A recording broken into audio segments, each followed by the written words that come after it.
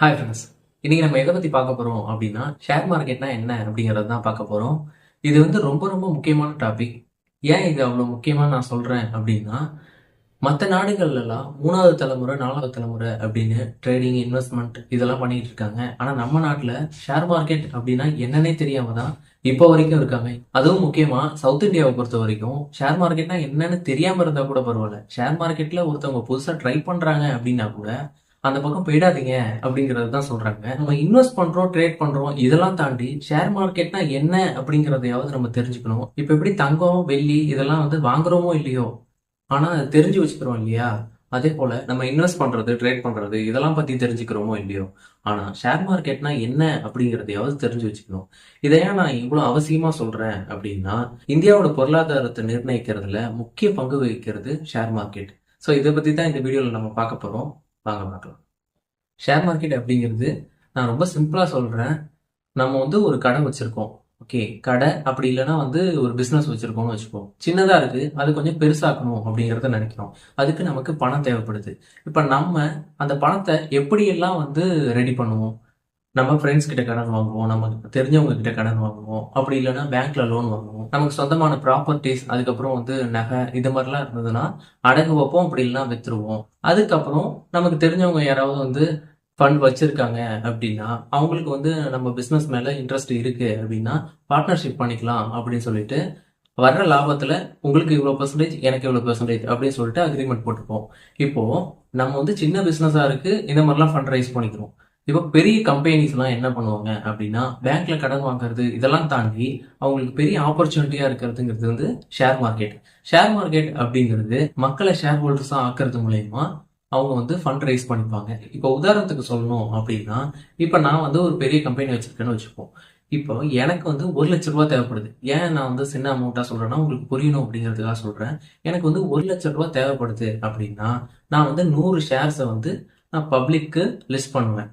இந்த 100 ஷேர்ஸ்லயும் ஒரு ஷேர் வந்து ரூ. 1000 அப்படின்னு வச்சு லிஸ்ட் பண்றேன்னு வச்சுக்கோங்க. இப்போ 100 பேர் அதை வாங்குறாங்க அப்படின்னா எனக்கு தேவையான ரூ. 1,00,000 கிடைச்சிருது இல்லையா? இப்போ நான் வந்து அந்த ரூ. 1,00,000 இன்வெஸ்ட் பண்ணி என்னோட கம்பெனியை வளர்த்துட்டு போவேன். இதனால ஷேர் ஹோல்டர்ஸுக்கு என்ன ப்ராஃபிட் அப்படின்னா, நான் வந்து வளர்ந்துக்கிட்டே போகல. அந்த ரூ. 1000 வாங்கினாங்க இல்லையா அந்த ஷேரு, அந்த ஒரு ஷேர் வந்து ரூ. 1,100 ஆகும், ரூ. 1,200 ஆகும். இப்படி மாறிக்கிட்டே போகும். இப்போ ரூ. 1000 உள்ள ஷேரு ரூ. 1,200 போயிடுச்சு அப்படின்னா, அப்ப நம்ம செல் பண்றோம் அப்படிங்கும் பொழுது அந்த ரூ. 200 வந்து நமக்கு ப்ராஃபிட்டா கிடைக்கும். இப்போ நம்ம செல் பண்ணாம ஹோல்டு பண்றோம் அப்படின்னு வச்சுப்போம். இப்போ ஹோல்டு பண்ணும்பொழுது கம்பெனிஸ் வந்து டிவிடெண்ட், ஸ்பிளிட், போனஸ் இதெல்லாம் வந்து கொடுப்பாங்க. ஸ்பிளிட், போனஸ், டிவிடெண்ட் இதெல்லாமே கம்பெனிஸ் முடிவு பண்றது. இதெல்லாம் தான் நமக்கு கிடைக்கிற பெனிஃபிட். இதனால என்ன பெனிஃபிட் அப்படின்னா, நம்ம லாங் டேர்ம்ல ஹோல்டு பண்றோம் அப்படிங்கும் பொழுது நம்ம ஒரு ஷேர் வாங்கியிருக்கிறது 5 ஷேர் ஆகும். அந்த 5 ஷேருக்கு ஸ்பிளிட் கொடுக்குறாங்க அப்படிங்கும் பொழுது அது வந்து 10 ஷேர் ஆகும். இந்த மாதிரி ஷேர்ஸ் வந்து நம்ம கிட்ட அதிகமாகும் பொழுது, நம்ம லாங் டேர்ம்ல ஹோல்டு பண்ணும்பொழுது ஓகே, ஷேர்ஸ் வந்து அதிகமாகும் பொழுது நமக்கு கிடைக்கிற டிவிடெண்டும் அதிகமாகும். இதெல்லாம் தான் இதுல உள்ள பெனிஃபிட். இப்போ என்னோட கம்பெனில இருந்து 100 ஷேரை நான் லிஸ்ட் பண்ணுவேன். அதை வந்து மக்கள் வாங்குவாங்க அப்படின்னு சொன்னேன் இல்லையா? டைரக்டா மக்கள் வந்து என் கம்பெனில இருந்து ஒரு ஷேர் கொடுங்க அப்படின்னு வாங்கிட முடியுமா அப்படின்னா அது வாங்கிட முடியாது. இந்தியாவை பொறுத்த வரைக்கும் என்எஸ்சி, பிஎஸ்சி அப்படின்னு 2 ஸ்டாக் எக்ஸ்சேஞ்ச் இருக்கு. இந்த என்எஸ்சி அப்படிங்கிறது நேஷனல் ஸ்டாக் எக்ஸ்சேஞ்ச், பிஎஸ்சி அப்படிங்கிறது பாம்பே ஸ்டாக் எக்ஸ்சேஞ்ச். இது ரெண்டுத்துலயுமே லிஸ்ட் பண்றோம் அப்படின்னா டைரக்டா கம்பெனிக்கு போய் லிஸ்ட் பண்ணிட முடியுமானா அது முடியாது. இதுக்கு இடையில செபி அப்படிங்கிறவங்க இருக்காங்க. ஃபுல் ஃபார்ம் என்ன அப்படின்னா securities and exchange board of India. இவங்க வந்து ஒரு கம்பெனி இப்படிதான் இருக்கணும் அப்படின்னு சொல்லிட்டு சில ரூல்ஸ் வச்சிருப்பாங்க. அதுபடி இருந்தா மட்டும்தான் நம்ம வந்து என்எஸ்சிலயோ பிஎஸ்சிலயோ லிஸ்ட் பண்ணலாம். ஓகே. இப்ப இந்த கம்பெனி வந்து என்எஸ்சிலயும் பிஎஸ்சிலயும் லிஸ்ட் பண்றாங்க இல்லையா? இதை வந்து ஐபிஓ அப்படிங்கறத சொல்லுவாங்க. இதோட ஃபுல் ஃபார்ம் என்ன அப்படின்னா இனிஷியல் பப்ளிக் ஆஃபரிங் அப்படிங்கறத சொல்லுவாங்க. இது லிஸ்ட் பண்ணதுக்கு அப்புறம் தான் மக்கள் வந்து கம்பெனிஸ்ல உள்ள ஷேர்ஸ் எல்லாம் வாங்க முடியும். இப்போ நம்ம கம்பெனிஸை லிஸ்ட் பண்ணிட்டோம். இப்போ என்எஸ்சிலயும் பிஎஸ்சிலயும் இருந்து டைரக்டா மக்கள் வாங்கிட முடியுமா அப்படின்னா வாங்க முடியாது. இப்போ எக்ஸ்சேஞ்சஸ்க்கும் மக்களுக்கும் இடையில ஒரு ஆள் இருப்பாங்க. அவங்க யாரு அப்படின்னா புரோக்கர்.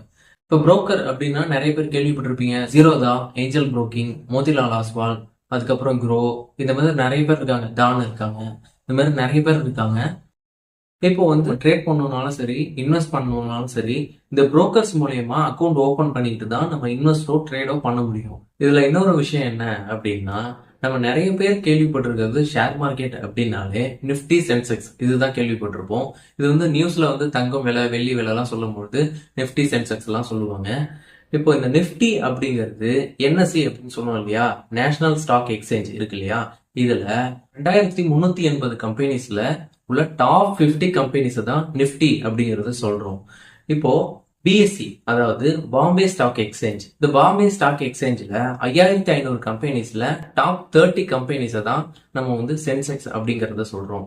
இதை ஏன் வந்து இப்போ கம்பெனிஸ்னா எல்லாத்தையும் எடுத்து பார்க்கலாம், அது எதுக்கு 30 கம்பெனிஸ் 50 கம்பெனிஸ் இது மாதிரி இண்டெக்ஸ் ஏன் கொடுக்குறாங்க அப்படின்னா, இப்போ நம்ம கிட்ட ஒரு புக் இருக்கு, அந்த புக்ல என்னென்ன இருக்கு அப்படிங்கறத அந்த ஃபர்ஸ்ட் பக்கத்துல இண்டெக்ஸ் இருக்கு இல்லையா, அதை பார்த்தாலே தெரிஞ்சிடும்.